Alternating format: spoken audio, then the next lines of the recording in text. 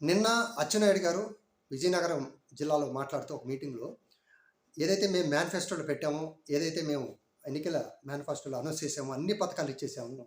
రేపు ఆగస్టు 15వ తేదీన ఫ్రీ బస్సు కూడా రిలీజ్ చేస్తాం మేము.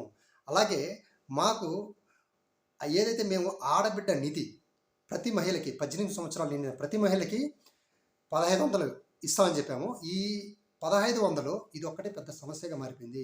ఈ పథకం ఇవ్వాలంటే ఆంధ్రాని అమ్మేయాలా? ఇది చాలా కష్టంగా ఉంది. చంద్రబాబు నాయుడు గారు చాలా ఆలోచిస్తున్నారనేసి నిన్న అన్నారు ఆయన. అయితే ఇక్కడ చూడండి ఆయన ఏం మాట్లాడతారో ఒకసారి విందాం.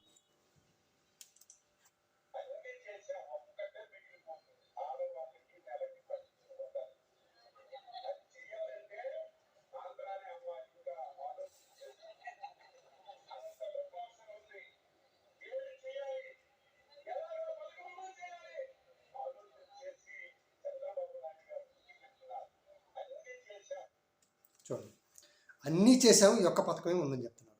అయితే ఇక్కడ చూడండి, వాళ్ళు అనౌన్స్ చేసిన పథకంలో రిచ్ టు పూర్ దానికి ఏదో పీపీపీ దానికి లింక్ చేశారు. ఒక కామన్ పర్సన్కి కూడా అర్థమయ్యే స్థితిలో లేదు. 50 సంవత్సరాలు నిండిన ప్రతి ఒక్కరికి పెన్షన్ ఇస్తామని చెప్పారు. నిరుద్యోగ వృత్తి చూడండి, ఎన్ని పథకాలు ఇలా చెప్పుకుంటూ పోతే చాలా పథకాలు ఉన్నాయి. ఏ ఒక్క పథకం కూడా ప్రాపర్గా లేకుండా అనౌన్స్ చేసేసి ఇక్కడ ఒక చిన్న విషయం ఆంధ్ర ప్రజలకి దండం పెట్టుకోవచ్చు. ఎందుకంటే చంద్రబాబు నాయుడు గారిని ఒకసారి పూర్వపురాలు మన బ్యాక్ నుంచి పరిశీలించినట్లయితే ప్రతి పథకం ఇస్తానేసి జనాలకి అరచేతిలో వైకుంఠం చూపిస్తారు. ఆయన చేసినంత హిట్మాటిజం మన ఇండియాలో నాకు తెలిసి ఎవరు చేయరు. ప్రతి ఒక్కరూ ఆ టైంలో నమ్ముతారు, ఓట్లు వేస్తారు, ఎవరెస్ట్ శిఖరం చూపిస్తారు. ఆయన ఎలక్షన్ క్యాంపెయిన్లో అందరికి కూడా సరే ఓట్లు వేసిన తర్వాత సాయంత్రం అక్కడి నుంచి దోసేస్తాడు. ఎవరికైనా సరే ఇదే విధంగా ఒకసారి మనం బ్యాక్ నుంచి చూసుకుంటే ప్రతిసారి ఆయన గెలిచిన ప్రతిసారి ఇదే జరుగుతుంటుంది. ఇప్పుడు చూడు, ఆయన మొన్న ఏమో ఏమన్నారు మీటింగ్లో, అన్ని పథకాలు ఇచ్చేసాము, ఇంకేం లేదు. అలాగా ఎవరైనా అంటే వాళ్ళకి నాలిక మందం అనేసి అన్నారు.